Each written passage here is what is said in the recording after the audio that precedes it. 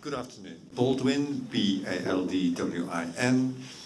I am the Deputy Director General of our Department for Energy, DG ENER, in the European Commission in Brussels. I'm delighted to be joined by Ambassador Samuela Isopi. I think she's known to you. And also Richard Young from our External Action Service, also part of the European Union. And to my right, Thomas Keeler, who is the political advisor to the ambassador here at the delegation. In a summary, I am on a mission from Europe to try to deliver LNG today in the context of an energy partnership tomorrow with Nigeria. Europe is in a tight spot in relation to gas, following the Russian invasion of Ukraine and instability in our gas market, the threat perhaps to cut off supplies altogether. We have launched the Energy Platform Task Force, and the primary goal is to reach out to our reliable partners to replace, such as Nigeria, to replace the gas from Russia with gas from reliable partners such as Nigeria. You will have seen, I think perhaps earlier this week, that we've launched a gas demand reduction plan. We're looking to our member states, each of our member states, to reduce demand for gas by 15%. That's part of the managing the demand side of the equation. We also, to be very clear, will need to manage our supply side, and that's why we want to expand what is currently a 14% share of our total LNG imports from Nigeria. We want that to go up, and this has been very much the focus of the extremely good discussions we've had during the course of this week. We currently take 60% of the LNG that flows from Nigeria. LNG comes to Europe. We would like to take more of that. But part of the problem is indeed ensuring the security of supply, and I will talk a little bit about that as well. Briefly, who we've seen. Today we've had an extraordinarily interesting series of meetings, and I'm very grateful to the ambassador and her team for arranging that. Particularly we've had a meeting convened by the Minister for Power on behalf of the Vice President, with the Minister of State for Petroleum, with senior officials from the Vice President's office, from the Department of Finance, the Department of Environment, and multiple other agencies. We've been to see the Chief of Defence Staff to talk about the security issues, and more on that in a moment. And before that, I was lucky enough to spend 2 days fact-finding in the Delta. We had a really interesting visit to Nigeria LNG on Bonny Island.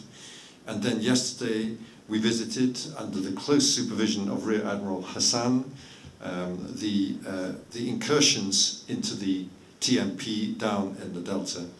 And we also then visited the Command and Control Center, looking at how we can manage the security issues. We've had discussions with industry representatives. We are meeting later with the donor community. We're meeting with member state ambassadors later today as well. There's an extraordinary potential in this relationship, and we are determined to deliver on that. Gas is a vital transition fuel that we will need in the European Union, in our pipes, all the way through 2045 and beyond. There are ways in which we can work with you to improve the cleanness of that gas fuel through CCUS technologies, through looking at the methane question, through developing hydrogen. But the key thing is we want to expand our short-term deliveries. And that is the key message today. We are takers for short-term deliveries of LNG coming from Nigeria. And Nigerian LNG would like to deliver that, but at the moment the capacity, the utilization rate at Nigerian LNG is too low, and they're trying to get it up. Their sources of feeder gas are not sufficient. So that was the focus really for this week, to see if we can look at ways working with the NNPC, NNPC, I always get my acronyms muddled up. Energy for today, energy for tomorrow. LNG today for the Energy Partnership of tomorrow. And we've been really grateful to them for organizing these visits down in the Delta. We've learned a great deal from them. And what they are going to do, working with the military, is set in hand a plan to deliver on this increased security. And we will have a rendezvous discussion with them at the end of August to see how far they get. They think they can get this up from about a 60% utilization rate on Bonny Island up to about 80%. And with that, there's the potential for additional LNG. And by the way, with that comes the potential for increased investment from the partner industries, from groups such as Eni, from Total, from Shell. So it's a positive dynamic we are trying to deliver here.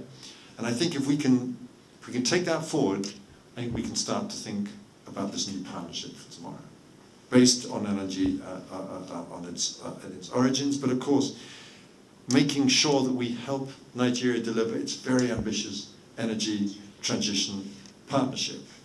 Nigeria is looking for $10 billion a year in terms of support for this program. We can already see this year, with the support of a number of different players, around $6 billion emerging, of which the EU is proud to be at the center of around 400 million euros of support. Europe, I should say, the EU and Team Europe, the member states. And we're working very closely with our partner communities to ensure that this energy transition, which Nigeria has boldly launched on, can be delivered. I stop with my remarks there, and I perhaps give the floor to the ambassador if she'd like to add anything at this stage.